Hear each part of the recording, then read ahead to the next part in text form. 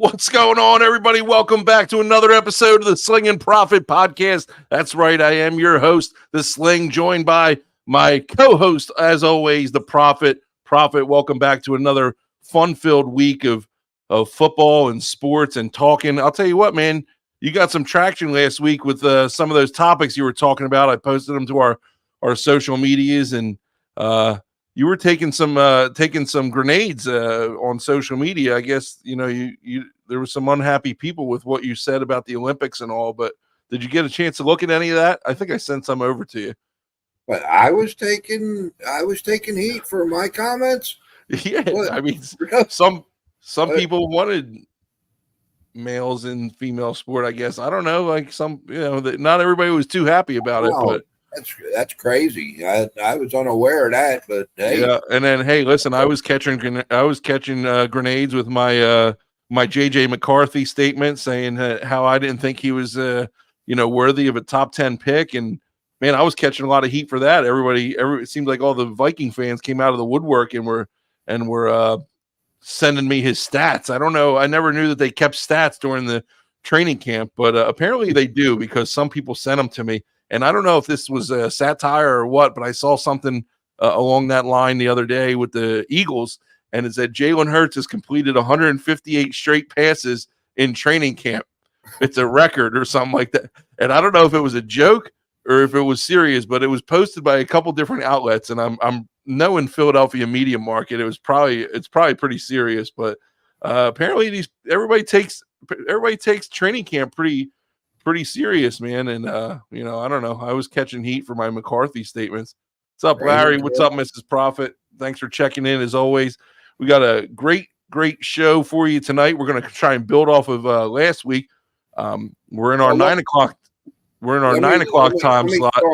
Let me start building off of last week, okay?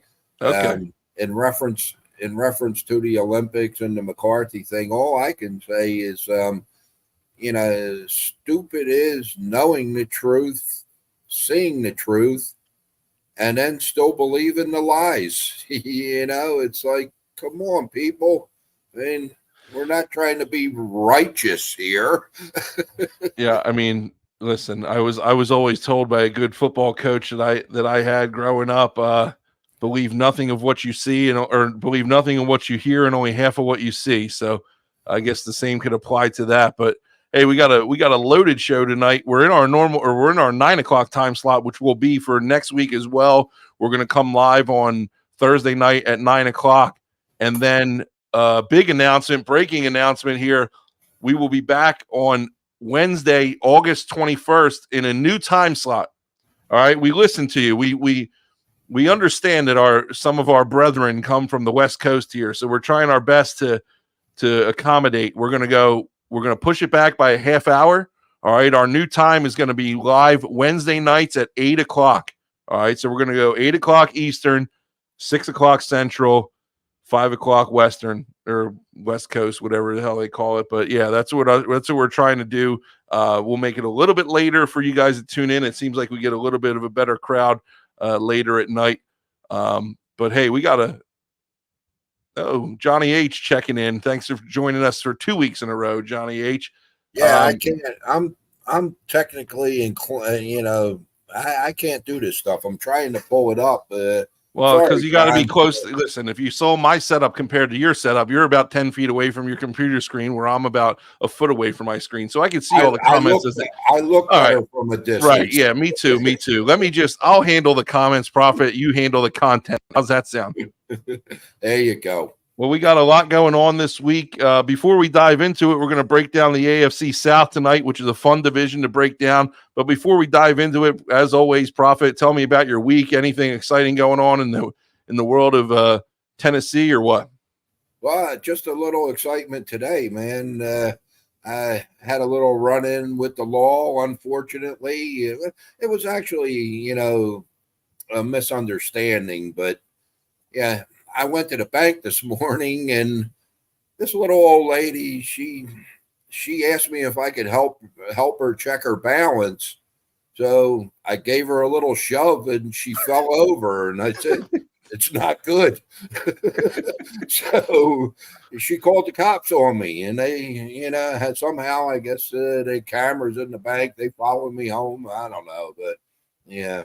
Did you ever think that meant maybe her bank account balance or?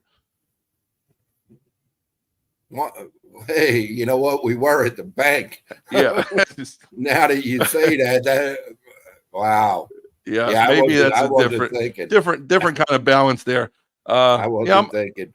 I'm enjoying the rest of my week off. We start camp on Monday. We've been off all week, so I've had a busy week though. We had a lot going on with the show. We'll get into that a little bit later. I don't want to give too many goodies away, but we got big news regarding the show coming up later in this show, and we'll talk about it. And then personally, like I have to thank you, Prophet, and I have to thank the profiteers and the Sling Nation out there, because I feel like what I'm about to announce, you guys were a part of it, because no secret that I enjoy the media. I enjoy talking. I enjoy podcasts. I enjoy being in front of a camera. So I went to college for communications, and public speaking was one of my tracks. So I've been trying to use this more and more. And I recently, like as of a year ago, really wanted to get into sports commentating. So I've been trying to figure out ways to get into that, and it's not an easy field to break into. It's really not. So after countless emails and calls, I finally got some people to answer the phone, and I got some great information as to how these people staff these broadcast booths. Because I can't tell you how many times where I'm watching a football game and these commentators, I'm like, what?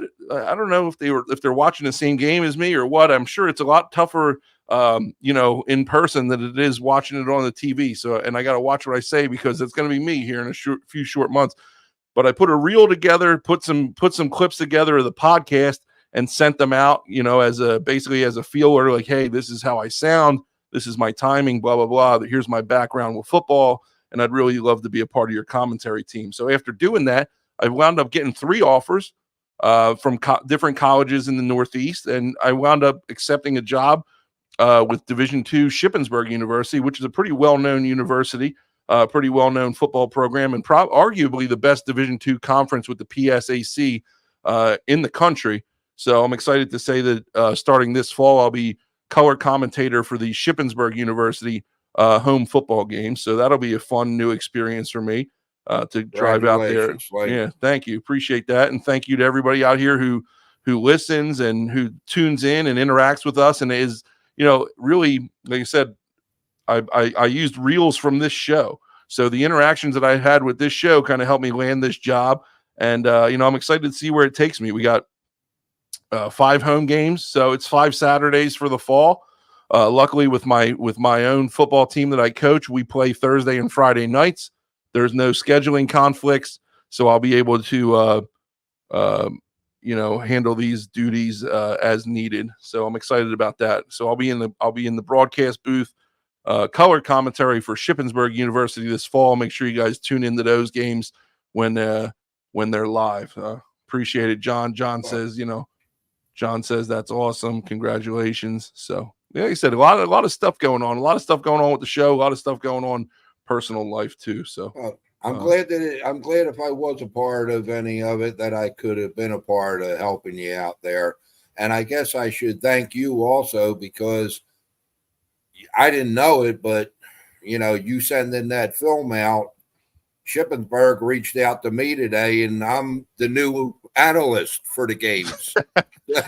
We're going to be working together on Saturdays now too. Listen. I know what I'm getting paid, and I know it's not enough for you to fly to PA every week. So, I'm like Trump. I'm donating my salary. Oh, okay. Yeah. All right. Bring up Trump again on the show and see where that lands us, pal. We learned that last week, but hey, man, that's enough about us. We're going to dive into our segments here. As always, we're going to start off with the What's Happening segment. And there's a lot going on. And I wasn't able to put it all in the show, but there's a lot going on in the world of sports right now, especially, football started tonight. I mean, I know we officially kicked off with the Hall of Fame game last week, but we got 2 preseason games going tonight. We got the Patriots playing. Who are the Patriots playing? I forget. and they got the Giants playing the Lions. 2 games tonight, and then a full slate of preseason games on Saturday. So hey, football is back. It's exciting time. We're gonna be able to dive into some analysis here in the next coming weeks. But first thing we wanted to talk about was the Giants and the Lions. And Prophet, it's been a couple years now where if these teams are playing in a preseason game on Thursday night or Saturday or whatever it might be, they do a whole week of joint practices with each other. I don't understand why they do that. I don't necessarily, I understand why they do it. I don't necessarily care for it. And I do not love seeing this every day, because the Giants and the Lions were both fined $200,000 each for fighting. And it wasn't just one fight. Right. It wasn't just one fight, Prophet. They fought every single day. And I feel like I'm seeing more and more fights than usual than I have in the past few years. I know, everybody says, well, it's camp. It's what they do. They fight. No, it's not. It's not what they do, because this stuff is getting out of control, and we're condoning it, and it's being shown all over television. And this is what the kids see. Right. And this is how the kids act in high school, in midgets. And it's just got to stop. I'm really sick of, every time I turn on the TV or NFL Network or something, I'm seeing something, and it's another fight. It's another training camp fight. There's clips on here that I don't have any clips lined up, but there's stuff on here that I don't have ready to go. But I saw a clip from Appalachian State camp, and they get in a fight in between themselves, and the defensive lineman pulls off the offensive lineman's helmet and goes complete Myles Garrett and cold cocks this guy on the side of the head, his own teammate. And that happened this week. And this offensive lineman dropped. He went to the ground. His own teammate, he ripped his helmet off and swings it at him. And if you haven't seen the clip, look it up. Appalachian State training camp fight, and you'll see it. It's disgusting. I saw another clip just today as I'm getting ready for the show. NFL Network is doing their broadcast from the Seahawks training camp, and in the background you see a scrum happening, and you see DK Metcalf swinging a helmet. What the hell are we doing? It's one thing to get in a scrap and you're pushing and shoving, but you're using a helmet which could kill somebody against your own teammates. Why is this being allowed, and why are the punishments not stricter? Somebody's going to get killed, and we just accept it. $200,000 per team is a drop in the hat for these owners. I'm sure they're not happy about it, but it's nothing. These players need to start getting suspended. And I'll tell you what, if you look up that clip from App State, if that kid's not kicked off the team and charged criminally, I'll be very shocked. Because that clip was worse than that clip was worse than the Myles Garrett clip. It's like John just said there. It's criminal. And number one, I don't understand getting into the week-long practices against other teams either, because to me, your guys aren't getting as much time on the field. You can't see what you got if you're going, you're going number one against number one. Then the twos and the threes are sitting on the sidelines, where at least the twos can be going against your own number ones and the threes, Malik Neighbors was supposedly in the middle of the 1 day fight. Neighbors was in the middle. Danny Jones was in the middle of it. Jones was. What are these guys thinking? I mean, you're out there fighting for $35 million, $40 million a year, and you're out there physically, actually fighting, throwing punches. You break your hand, you're done for the year as a quarterback. You break your hand, you're probably done for the year too as a receiver. Like, they just don't think. I don't know. I don't get it. And some of the, like I said, there's people out there who love it. There is, and I don't understand it, man. I really don't understand it from a realistic point of view, dude. Just go out there, play competitive, line up. You talk your crap, like, dude. I hate trash talking too, but whatever. But go back to the Better freaking than huddle. fist. Sure. I mean, yeah. I just don't, like I said, I don't like it. But go back and anybody listening, go back and check out that App State clip, and you guys will be appalled at what you see. We just had a comment from Matt who said, it's the Guardian caps, and you see all the players wearing them now. These soft skull helmets. I saw that they're going to be allowed to wear these in preseason games, actually, which I get that too. There's a lot of concussions going around too, but it's going to be weird if I see somebody, on the field during a game wearing a Guardian cap. It doesn't seem like it's something that you would traditionally see. But hey, it's the way of the world now. Everybody's kind of going to these Guardian caps. I'm sure I'll be getting them as a team within the next 2 or 3 years. They're not cheap. I know that. I've gotten quotes for them before, but they do help. So we're moving on to something else. We had the Hall of Fame induction last week, and I don't know if you saw this or not, but this was just I have so many mixed feelings about this segment with Steve McMichael being inducted into the Hall of Fame, and I'm so glad that he was able to get his moment and be enshrined for eternity in the Hall of Fame. But he wasn't able to travel. Obviously, he's suffering from ALS, which is a terrible, terrible disease. And my question to you is, could they have done this a little earlier? I mean, I look at this picture and my heart breaks for everybody involved in this picture. And I'm happy for Steve to be enshrined. I just think maybe it could, I don't know. He was a Hall of Famer. He's a Hall of Famer now. Obviously, he was a Hall of Famer 5, 6, 7 years ago too. I feel like his time should have come a little bit earlier personally, but do you have any thoughts on that or no? I like you, just feel it's sad looking at the picture right now. Even it is sad. The Hall of Fame, could they have done it there? Well, they have their their guidelines that they go by, and no, I guess they probably couldn't. But to put something like that, I mean, it was terrible. It's absolutely horrible for for the family and friends and all. I mean, it's a great day for him. I'm hoping he was able to understand it and enjoy it. I didn't read a whole lot into it.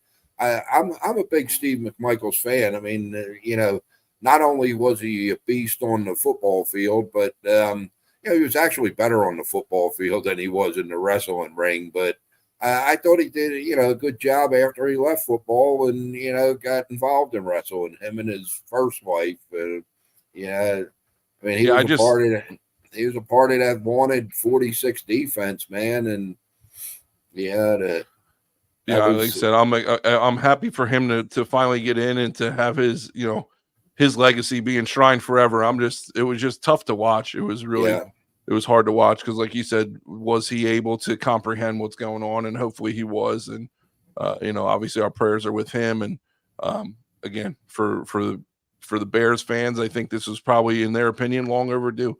But I'm glad he finally got in. Changing gears a little bit to non-football stuff. Did you see the announcement the other day that Bristol Motor Speedway down by you, Prophet, will host a Major League Baseball game in 2025? How the heck are they going to pull this off? It looks like the Cincinnati Reds are going to take on the Atlanta Braves, and they're going to play at Bristol Motor Speedway, which would obviously shatter any kind of record for a baseball game, I would have to imagine.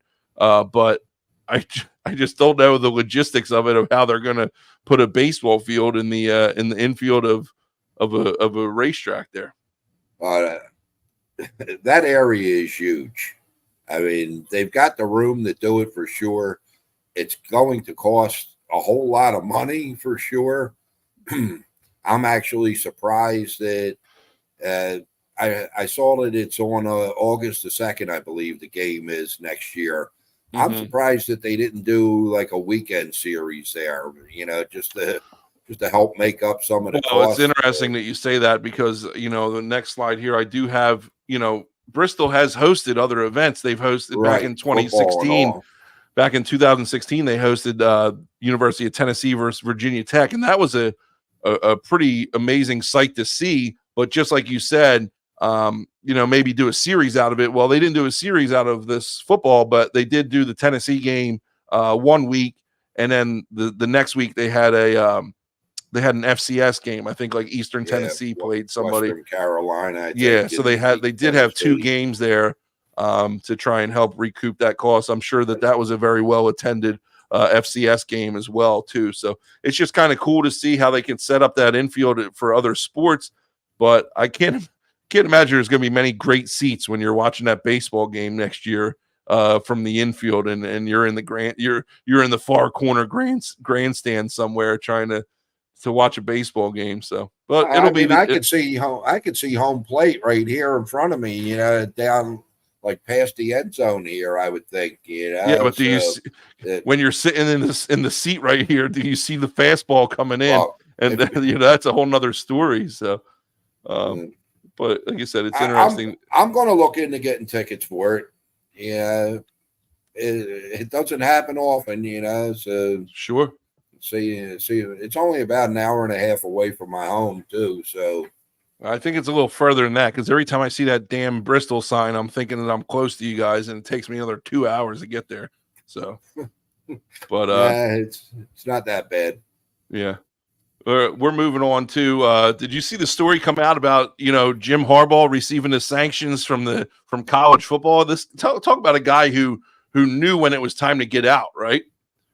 I mean, this guy comes out. He's got a 4-year show cause for violations for improper recruiting, tampering, stuff like that. He's got 4 years. If he goes back to college within 4 years, which I think is highly unlikely, he will face sanctions. But he's not facing any sanctions here in the NFL. I think this is the tip of the iceberg for the Michigan football program, because you get these recruiting violations, but they're still in hot water with the current staff that's there, with the whole Spygate thing with stealing signs. And right. It came out this week that dude Connor Stallions, it was confirmed that he was in disguise on other sidelines. Like, that was confirmed, and he's stealing signs. They went to great lengths to try and beat the system, and not for nothing they did, because they showed his record before the Stallions violations, and they showed it after, and it's significantly better after all that stuff went down. What do you make of this of the violations? What do you make of the penalty? And you don't see him going back to college, do you?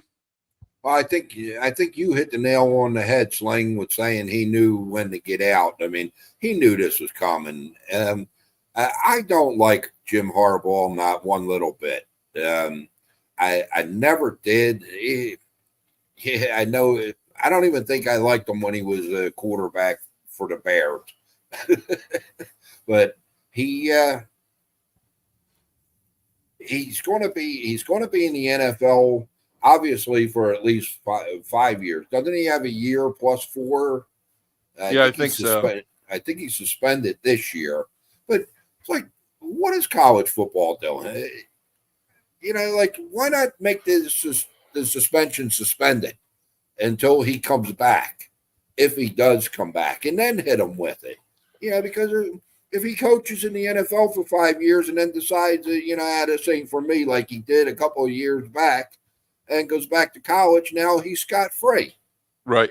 I think you kind of hit the nail right on the head as well, with saying, what does college football become? Because this is happening everywhere. I mean, this isn't just Michigan. It just so happens that Michigan got caught. But there's, between the transfer portal, between Spygate, between illegal recruiting, illegal tampering, college football has become the NIL, paying players. Like, college football has become another NFL minor league, pretty much. Yeah. And sometimes not even minor league, because a lot of these guys are getting paid more than they would in the NFL. You're telling me that Shador Sanders from Colorado's not making more in Colorado than he would as on a rookie NFL contract? I don't know. It's got to be close. But, with everything going on, it's just like where's the line between money changes things, Sling. You got money guys, and I forget what school it was. I think it's Baylor. I think I saw Baylor coaches wearing a shirt that says "We pay players," and it was like sponsored. It had Nike symbol or Under Armour symbol or whatever it was, and it just said "We." Coach was wearing it, huge letters. We pay players, and I guess that's their recruiting pitch. That's how they try and get them. It's a different game. That's how they're getting them. It's a different, 100%. And all. I mean, you could transfer every year, sometimes 2 times in a year. And if you're going to be told that, we can guarantee you $200,000 by this school, we can guarantee you $1 million by this school. Well, guess where the guy's going?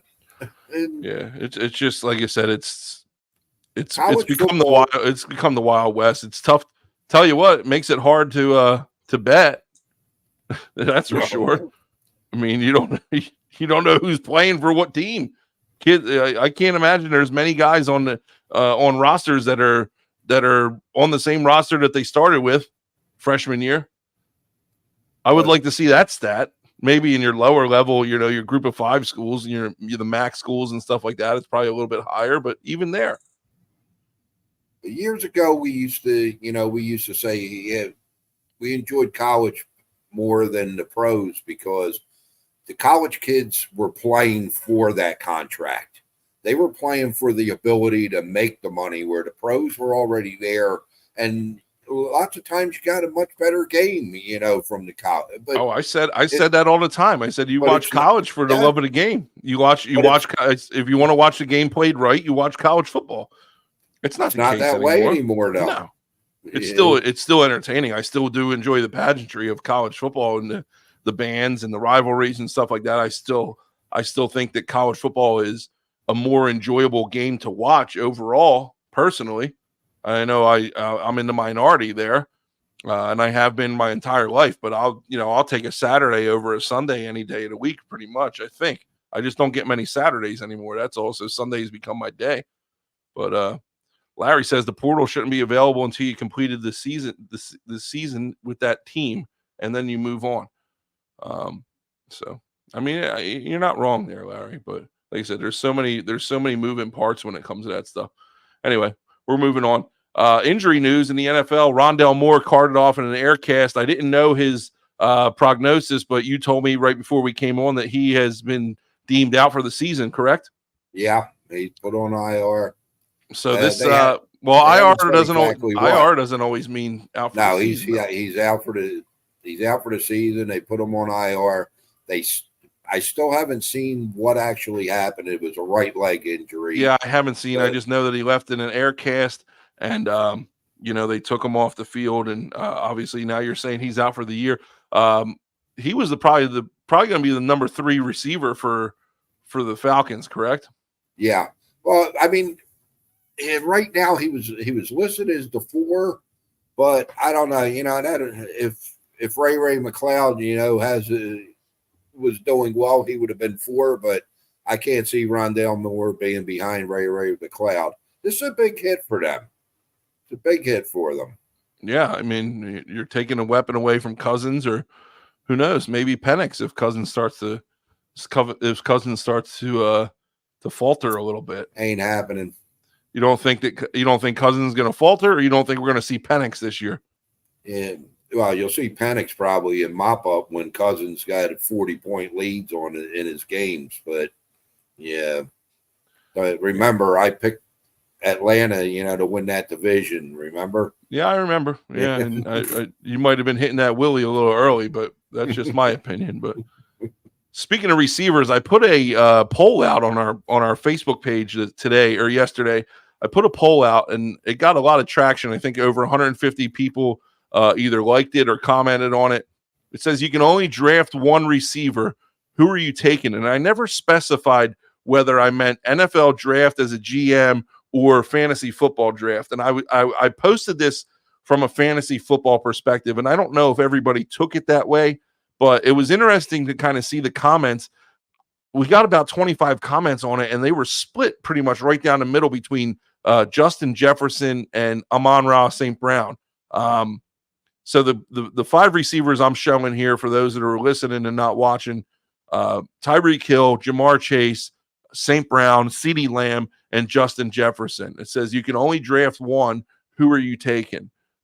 Prophet, we'll start with you. Who are you? If you could only take one in fantasy football, who are you taking? And let's hear your reasoning for it. Well, okay, so I went about it the opposite way. I didn't do it fantasy-wise, but I can do it fantasy-wise. Fantasy-wise, I'm taking Tyreek Hill. Yeah, anytime he touches the ball, he's got a chance. He's got a chance to put a 70, 75-yard touchdown, on the board for you. I went about it the opposite way, though. I figured, okay, Joe Montana's throwing to all 5 of these guys. Who's my number 1 pick? And just by the numbers alone, you have to go with Justin Jefferson. I mean, since he's come into the league, he's averaging 6.5 catches a game. He's averaging 98 yards per game in receiving, and he's averaging a half a touchdown a game. There's nobody close to him yardage wise. They're all of them are right around 6.5 for receptions a game. But the closest guy to him yardage wise is Tyreek Hill with 82 yards per game. I mean, hell, St. Brown's averaging 73 yards a game since he's come into the league. And they've all had pretty good quarterbacks throwing to them since they've been in. Who's that guy? Who's that guy in this list of 5 here that you're down 10 points in fantasy and you're going into Sunday night and you need a big friggin' touchdown? Who's the guy that you're trusting to take the top off and catch that long touchdown pass? Justin Jefferson, I'm hoping, is because Jefferson can get you 3. Tyreek could get you that bomb that you need, yes. But overall, I'm going with Justin Jefferson. Now, not this year, obviously, but sure. Yeah, you don't know what you're going to get out of them this year with what they got at quarterback, but right.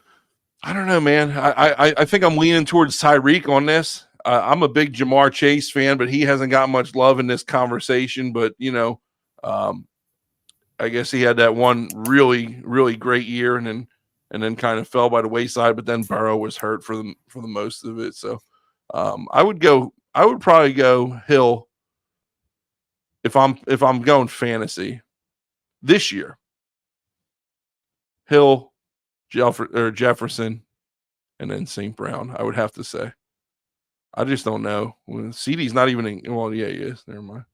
See, St. Brown is the bottom of my list because he's the only he's the guy in Detroit, right? With the exception of Laporta, which they didn't have before last year. This is true, but St. Brown is more of a slot receiver too, though. Yeah, he plays a lot of slot, which isn't going to get you a whole lot of big scores.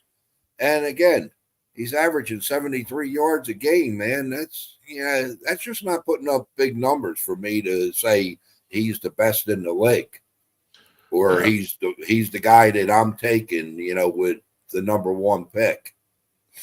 Yeah. Well, I'll tell you what, Prophet, no matter what, I'm excited here in 5 weeks to be able to throw on the NFL Network, or I'm sorry, the NFL Red Zone channel, watch these guys doing what they're doing for your fantasy team, doing what they're doing for their own team, and sitting back, having a couple cold beverages with a nice big old plate of wings.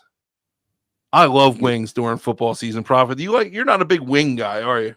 Nah, I'm not. I'm not big on the wing. I'm a big steak guy. Yeah. Steak during the football games. Well, yeah, sure. Why not? Anytime. Steak and potatoes, man. I'm Irish, All right. but Well, hey, don't I, tell that to. We got a big announcement. Don't tell that to our next sponsor because we got well, big news here. wait a second. You're not even going to let me tell my story? I mean, you know, Well, you didn't come tell me you on. had a story. Steak and Well, potatoes. yeah, I was cooking. I was cooking a big juicy steak out on the grill this afternoon, and sitting there watching it, and my mouth was watering. And I looked over, and my neighbor was cutting his lawn, and he's a vegan. And I was saying to myself, I wonder if his mouth's watering the same way that mine is. No, I don't think that was happening. But anyway, Why they we're eat excited. weeds? Let me introduce our new sponsor here, Prophet. God dang.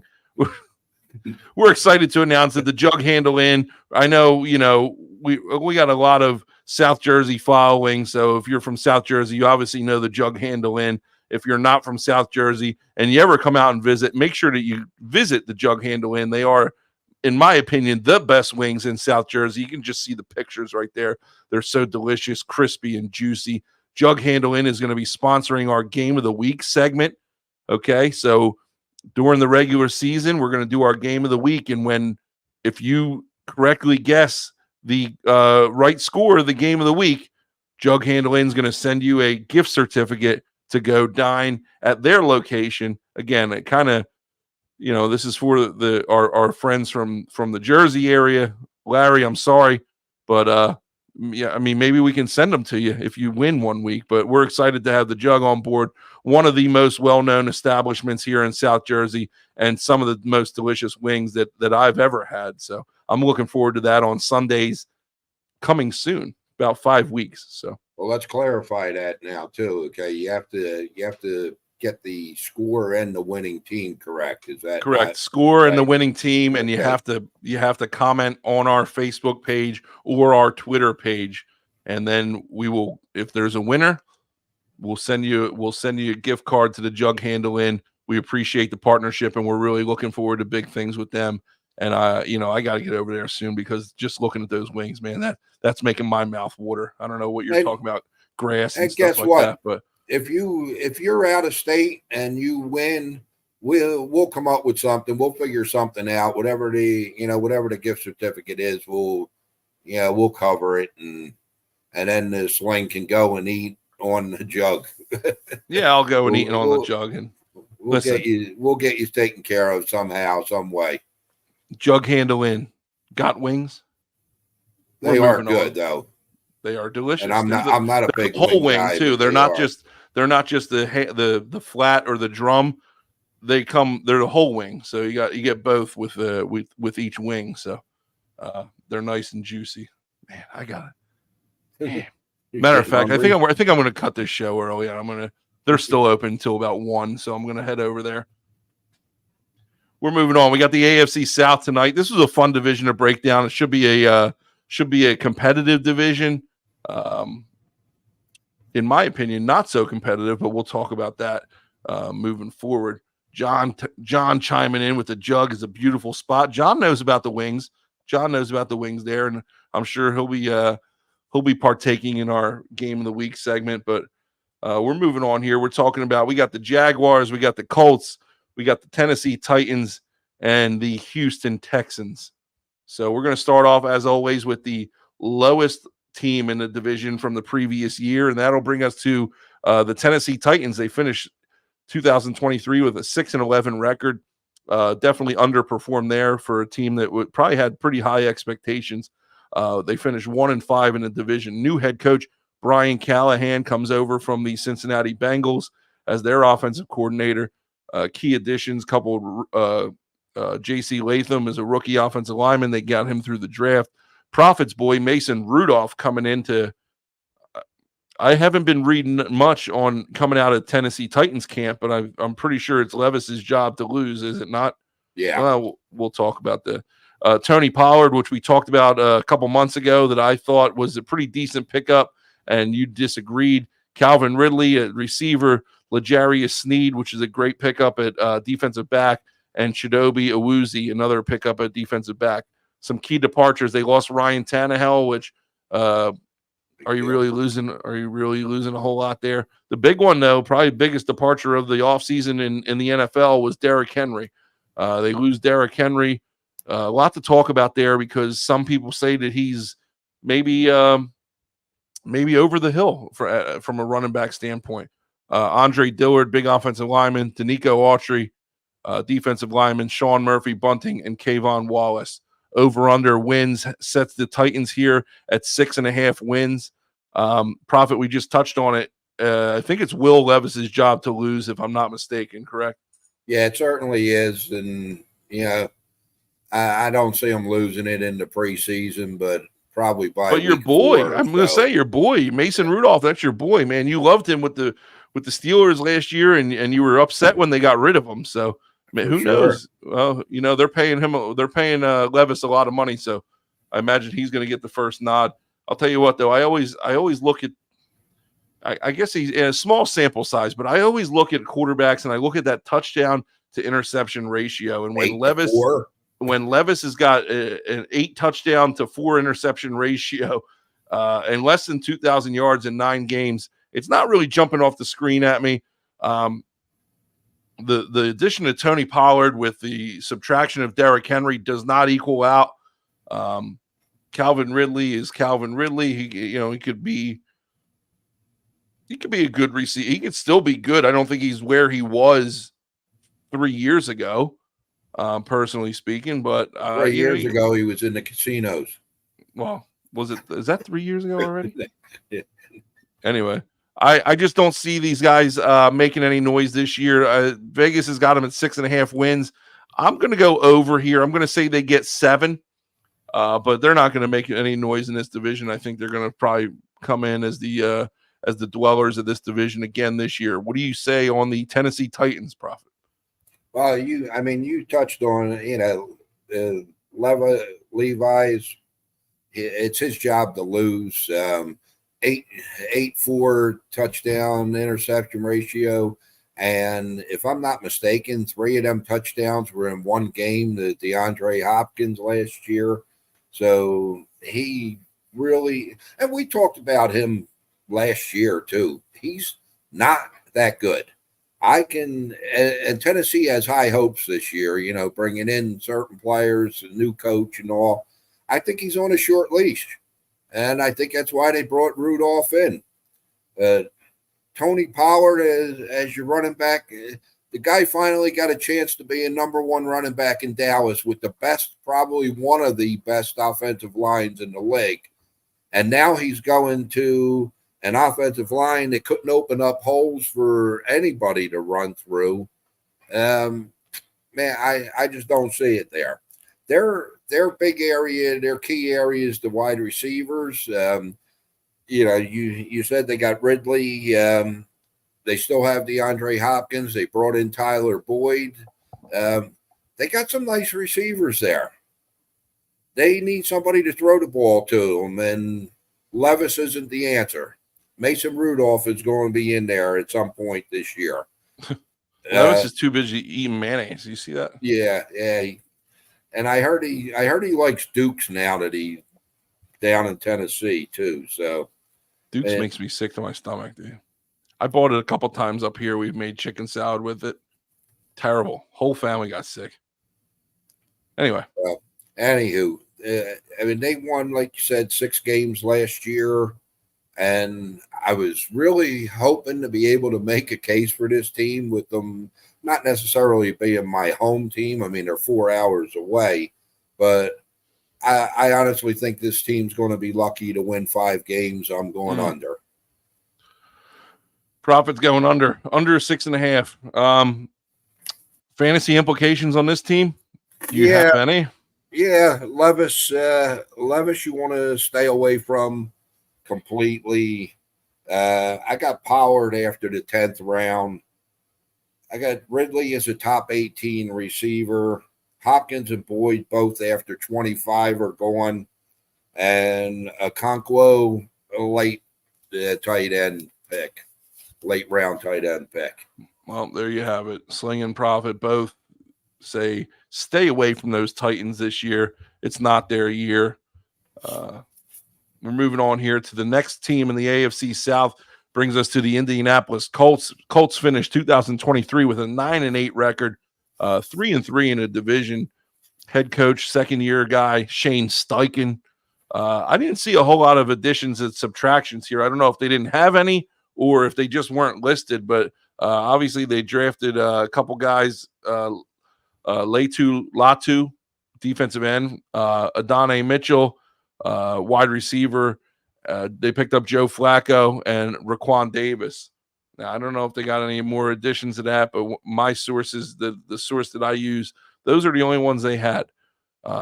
Key departures, though, my guy Gardner Minshew leaving. He he did what he could with the program last year. He didn't have a terrible year, but now I heard he's struggling a little bit down in Las Vegas with the Raiders. Him and O'Connell or whatever the hell his name is. They're in a O'Donnell. battle.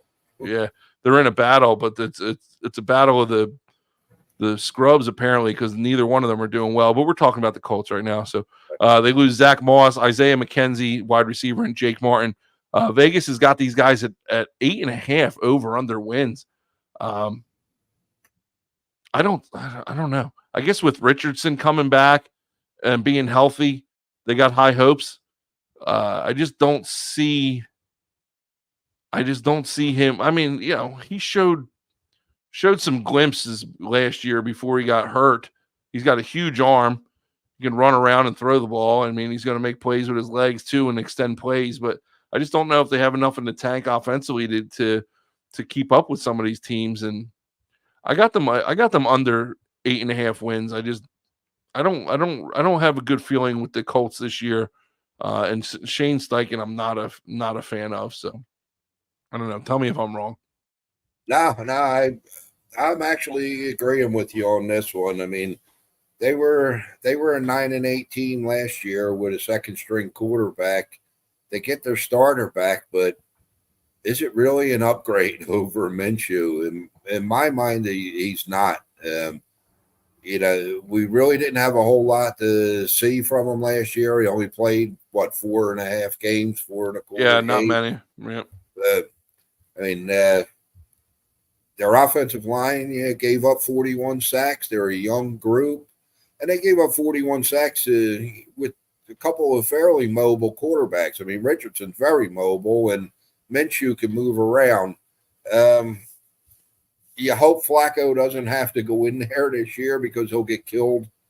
They just don't. They don't have a whole lot. They don't have a whole lot to work with, and I mean, I see them. I see them 7-10 this year. I see them going under. Yeah, I could see that. That's probably about where I had them too, anywhere between 6 and 7. I don't know. You got to look at Richardson though from a fantasy perspective and think that he's going to give you a little something though, right? Yeah, I mean, a little. So I guess if you're going to get additional points for rushing touchdowns out of the quarterback and rushing yards, he's going to give you a little something. I mean, his receiving core ain't that great. Their number one's Michael Pittman. They got a couple of young guys. Their tight end, I don't even Kyle Granson. I mean, what happened to Mo Alley Cox, man? I liked Mo Alley Cox. I don't know. Did Pittman get hurt though? I want to say Pittman got hurt. Nah, I don't. Sure? I haven't seen anything on him, but yeah, I really just don't. I don't think Richardson's that big of a deal. Yeah, it says Michael Pittman avoided major injury at OTA, so he did get hurt. It looks like it's back in May or June though.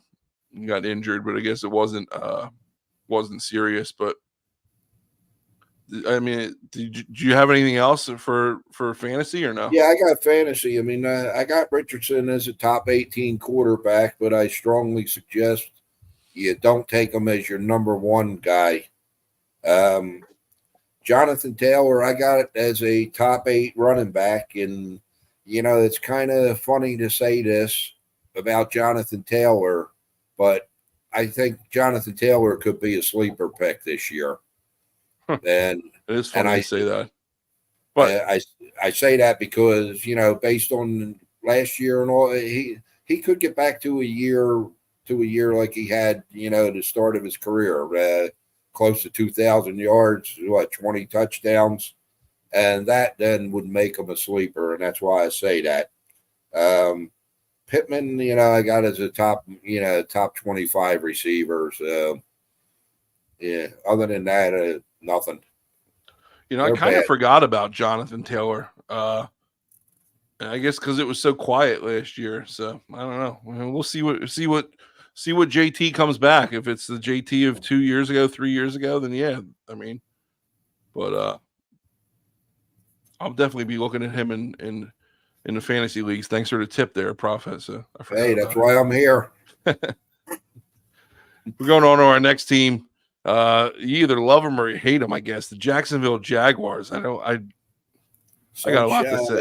I got a lot to say here. They finished 2023 with a 9-8 record. They finished second in the division because they were 4-2 in the division. Head coach Doug Peterson, who I'm a big fan of. I like Doug. I think he got a bad rap in Philly, but he caught on in Jacksonville. He's doing well. Brian Thomas through the draft at wide receiver. They added Mac Jones. They added Gabe Davis. They added Devin Duvernay. Made it a point to where they wanted to get some weapons for Mr. Trevor Lawrence. They added Eric Armstead, Ronald Darby, Trey Flowers. They lost Calvin Ridley. They lost Zay Jones. They lost Kalavan Chasen. They lost Trey Herndon. They lost Darius Williams. Over under 8.5 wins. Proffet, I go back to, again, touchdown to interception ratio. Trevor Lawrence throws for 4,000 yards last year, and he throws for 21 touchdowns and 14 interceptions. I can't trust this guy. I cannot trust him. Every time you think he's turning a corner, he has a major setback, and it's like one step forward, 2 steps back with this guy from leading an offense standpoint. And I have no trust in him. And it's funny. I go back to my old thing. Like, I don't like quarterbacks who are 6'6" and over. They just never seem to pan out very well in the NFL. They come in from college, they got a huge arm, they could throw the ball 100 yards. Who cares? They're just lanky, and they're sitting ducks almost for defenders. And I get that vibe with Trevor. And like I said, every time you think that this guy's turning a corner and he's going to be an elite, and some people have him as an elite quarterback in the NFL. I just don't see it. And he's got to stop turning the ball over so much. And I don't know if it happens. Unfortunately, with him at quarterback, this is a 9-8 team every year. 9-8, 8-9. You might get lucky and get 10-7, but this team's never going to break through with Trevor Lawrence at quarterback. There's my hot take. Over unders at 8.5. I'll go over. I'll say they get 9 wins again this year. But again, Trevor's not doing it for me. What do you got to say? Oh man, you can't say never. You never say never, okay? Because guess what? This is Jacksonville's year. Okay. Trevor's going to come into his own this year, I honestly believe. What's it, year 5? Year 4? It's his 5th this year now. Yeah. Yeah. He's going to come into his own this year. He's going to put that team on his back. He's not going to have to carry them solely because they have a lot of good players on this team. And Peterson's going to get this team together, and they're going to do it. They're going to win this division, okay? And I have them, even with the brutal schedule that they have, I have them winning 10 games and possibly 11.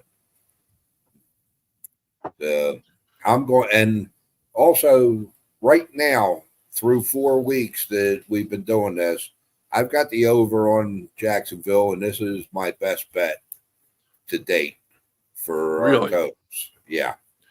Over 8.5, and this is your best bet. Yeah. It's interesting. They were 8-3 before the overtime loss to Cincinnati last year. And then Yeah. And what they just happened? they fell apart. Well, Lawrence got banged up, and yeah, He's and always going to get banged up. He's a he sitting can't get duck banged back up. there. Well, if he gets banged up again, like any other team, you lose your starting quarterback, except for the Tennessee Titans, who have Mason Rudolph backing them up. You lose your starting quarterback, man. You get it. It's a hit. It's a hit. But yeah, I mean, they did bring in Mac Jones this year. Not that he's any good, but Yeah. for a game or two, he could fill in if Lawrence goes down. It'll be I think, interesting. It'll be interesting to see for sure. And you said that they got a brutal schedule. So yeah, they got a tough schedule, and yeah. With that being said, though, I still have Lawrence as a top 10 quarterback this year. I've got Etienne as a top 6 running back. Here's one for the ages. Okay, man, the more we do this each week, the more I realize just how great this draft class was for wide receivers, man. They've got Brian Thomas, who I think is going to be a sleeper pick here also. And it's only the second time now, and it's in the same night that I've used the word sleeper on this show. Okay. And you're getting them back-to-back teams. Brian Thomas, man, he's going to show you. Calvin Ridley, they ain't going to miss him. They're not going to miss Calvin Ridley at all with Brian Thomas. And they got one of the top tight ends, receiving tight ends on their team, and Evan Ingram. I mean, the guy had 114 receptions last year. Yeah, you got to have him in your top 6 or 7 tight ends this year too. Jacksonville is going to win this division. wow, there you go. Big bold statement there from Proffet. Jacksonville wins the division, and a lot of fantasy plays there too. So keep those in mind. And like you said, if you're always dropping those subliminal messages, Proffet. So if you're listening, you want to take notes of what he's saying. Keep your pens out. All right, we're moving on, and we're moving on to the division winners from last year, the Houston Texans. They finished 2023 with a 10-7 record, finishing 4-2 in the division. Head coach D'Amico Ryans entering his second year, had a great year. His first year, Proffet, I think you called this last year. You had didn't you have a big bet on them to win the division or something like that? Division, the conference, the Super Bowl. Yeah, I had a lot of money on the Texans last year, win totals and all. And I'll tell you what, they did a good job, man, and they did it with a rookie quarterback, and they had some big additions this offseason. You got Kamari Lassiter was their draft pick out of defensive back there. Joe Mixon adding the running back. Stephon Diggs at receiver. Danielle Hunter on the offensive line. C.J. Henderson at DB. Jeff Okudah at DB. They lose Devin Singletary, George Fant, Jonathan Greenard, Malik Collins, Denzel Perryman, amongst some others. You say that the Jaguars are going to win this division, in your opinion. I don't see how there's any possible way that this Houston Texans team has any kind of letdown with the players that they've added. You got Stroud, who's got a year under his belt. He's only going to be better. You shore up your defensive secondary with Lassiter. You got Joe Mixon, Stephon Diggs. You're adding another absolute playmaker at wide receiver. I just don't see how this team doesn't win the division. And for as sure as you are saying that the Jaguars over pick was your most confident pick, I might go out on a limb and say my most confident pick is the Texans over 9.5. I think this team wins the division, and I think they kind of run away with it. I got Stroud having a huge year. Hey, your IQ test came back. Your results came back. They were negative. Oh, good. I was hoping for that. What do you got to say about the Texans? Hey, look, I like the Texans. I do. Larry says that J.J. Watt said that he would come back if the Texans needed him to play on this team. This team's friggin' loaded. Yeah, well, if C.J. Watt or T.J. Watt said it, that would mean something. J.J. Watt, stay home, retire, J.J. Yeah. What's your beef with the Texans here? Now, my biggest thing with the Texans is you said C.J. Stroud's only going to get better, and I need to say it. Okay, C.J. Stroud had a phenomenal rookie campaign, no doubt about it. What was it? You probably got the screen up. 21-4, I think it was. 23-5. 23-5. 4,100 yards, 64% completion percentage. You can't expect them kind of numbers out of him this year, and I don't think that they're going to get it. And I mean, their team is solid defensively, and then they turn around and they add 16.5 sack Danielle Hunter to the defensive line. I mean, that's the key pickup for them. Stephon Diggs, he's getting into the twilight. Mixon is getting into his twilight. No way. No way. No way with Diggs. Diggs needed to get out of Buffalo. He wasn't going to be successful in Buffalo, but he is nowhere near the twilight. Nico Collins and Tank Dell and Dalton Schultz. I am excited to see Tank Dell come back after the injury. That team's going to go as they go, not Stephon Diggs. Stephon Diggs, I'm not going to go so far as to call him a cancer, okay? But here we go. Stephon Diggs, when he's not getting the ball thrown to him, he starts crying like a little bitch. That's 98% of the receivers in the league, Prophet. Yeah, but guess what? I can understand it a little bit when he's not getting it thrown to him in Buffalo because their next receiver is Gabe Davis. But why are you hating on Gabe Davis? Huh? I said, why are you hating on Gabe Davis? Yeah, well, you told me. Okay. Oh, he's 4 touchdowns in a playoff game. Yeah, great. And 4 touchdowns the rest of his career. But no, I mean, when he's not getting the ball thrown to him 10, 11 times a game, he's going to start becoming a problem. And with that receiving room, he ain't going to be getting the ball thrown to him 10 times a game on a consistent basis. So I can see there's going to be a little strife there, and I still think they're going to have a good year and all. I think they're going to go 9-8 and probably make the playoff. But their schedule, okay, that too, okay. Listen to the schedule, man. Okay, over and above the AFC South, okay. They get playoff teams from last year. Buffalo, at Green Bay, Detroit, at Dallas, Miami, at Kansas City, Baltimore, and they also get as a consolation a trip up to the Meadowlands to play the Jets this year. Okay, their schedule is brutal, absolutely brutal. And I still think they're going to win 9 games, so I'm not hating on them.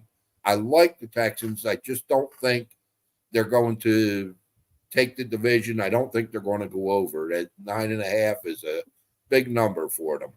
So you got them going under 9.5. Let's hear what you got fantasy-wise, because if you don't think that they're going to be that successful, then you shouldn't have a whole lot of fantasy implications, right?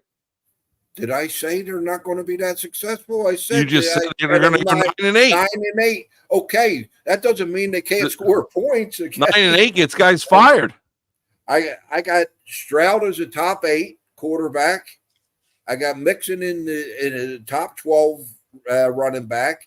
Top 8 QB, top 12 running back. Nico is a top 15 receiver. Top 15 receiver, and they're still going to win 9 games. I got Diggs and Dell anywhere after 16, and Schultz is a top 10 tight end. And they got a great defense too. And probably the number 1, number 2, or number 3 defense. They got a great defense too. And they're going to win 9 games. All right. Yeah. Makes a lot of sense. I don't know. I agree to disagree. Well, I don't agree to disagree. I just disagree. I think you're full of crap on this one. I'll tell you what. You want to talk about a side wager? I'll bet you some jug handle wings that the Texans finish with a better record than the Jacksonville Jaguars do. You know what? I'll bet you a box of Philly soft pretzels for a couple of jars of moonshine. How's that? I'd rather bet the wings since they're our sponsor. Yeah, but you can get the wings. I can't get Philly pretzels, and you can't get real moonshine.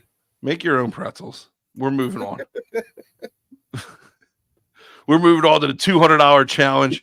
Listen, the $200 is steep to me, man. I'm like getting anxious, and it's not even real money. Well, could be They real keep money on if playing these chalks. yeah. Well, $200 challenge. Told you I'm putting my money on the Texans over 9.5 wins. It gets you 200 to win 342. You're going Jaguars I'm putting over my eight and a money half. where my mouth is. I'm Yeah, going so over. I mean, so am I. I think we both are in this case. One of us can be right, and one of us is going to be wrong, or Well, we maybe can both be right. Yeah, sure, we could both be right at the end of But, the day. But you got a we little bit can't. better odds or heavier odds than I do with winning 382 versus 342. But Right, and I only have to win one. I have to win one less game too. yep. I don't know. I just don't see it. Like you said, I just don't think Lawrence is the guy, and I'm very sold on CJ Stroud. So we'll see. We'll see what happens. You know what? Not for nothing, Sling, but I absolutely hope the Texans have a great year. I really do. I just Why? don't know that they're going. I like the Texans. Okay. I like D'Amico Ryans. I like D'Amico Ryan too. I liked him when he was coaching the defense out in San Fran. Oh, you like a San Fran coach, huh? Yeah. I'm just saying. We Oh, well, we got yeah. a lot of hate on the Niners on this show. I just didn't foresee you vouching for a Niners coach. That's all. See, now I don't know this John H., but I'm going to go on record and say he is a very wise man. So he is an incredibly wise man. He's full of knowledge and full of witty one-liners. And let him tell you a story about cheese puffs when you come up to New Jersey sometime. And I'll tell you, I never heard anybody call it cheese puff, but once he explained it to me, we got I know a lot of cheese puffs in this league right now, and ask him to tell you the story when you come up. I'm sure he'll be happy to tell it. Anyway, we're moving on. Here's what it looks like. We got, starting from the NFC North, we're halfway through it, right? We're halfway through the divisional picks here. Going back to the NFC North, we got the Lions and the Bears. We got the Ravens going under, Steelers going under, Buccaneers going over. No, I correct myself. I said that I might be most confident in the Texans. I'm still really confident in that Buccaneers pick over 7.5. Looking at it back now, you got the Falcons over 9.5, even with losing Rondale Moore this week, and then you got the Jaguars over 8.5. So. Prophet, we got to go NFC next week. If we only got 2 NFC divisions left, what do you want to do next week? The NFC West or the NFC East? Well, let's go East. Oh, okay. We're going to go NFC East next week then. Big talking points with the Eagles, the Cowboys. Let's get everybody fired up next week. Okay. Oh yeah. Yeah. Hey guys, two things. Okay, I think we're coming down close to the end. Two things. That Rondale Moore, injury. Okay, is one of the reasons why. And I know a lot of you aren't in a position to change draft dates. Okay, but if you're not in a position to do it yourself, go to your commissioner and tell them, push your draft back. Too many injuries happen in the preseason. Used to be a lot more. Now that they don't play, it's not as bad. But still, you're not going to feel too good if your number one pick, gets hurt in preseason in week 2, 4 weeks before the season even starts. Push your drafts back. And the other thing, preseason football, not a great sell for as far as betting on. Okay, But I will say this: I like the Eagles a little bit tomorrow night. Do not go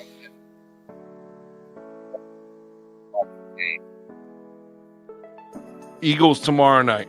You kind of cut out there a little bit at the end there, Prophet, but I filled it in for you. But hey, that's going to wrap us up. I guess. Listen, next week we're going to go NFC East. You know, it's going to be a highly debated division. Make sure everybody checks in with us. Thank you. You know, exciting news to our new sponsors, the Jug Handle Inn. Really excited to be working with those guys. Some of the best wings in South Jersey. They're going to be sponsoring our game of the week for the season. So we're excited about that. Hey, listen, we still got more room. We got more room for sponsorships. You guys want to get involved? This thing's only going up. I'll tell you right now, we got some things in the works. There's some things on the back end here that I can't really discuss right now.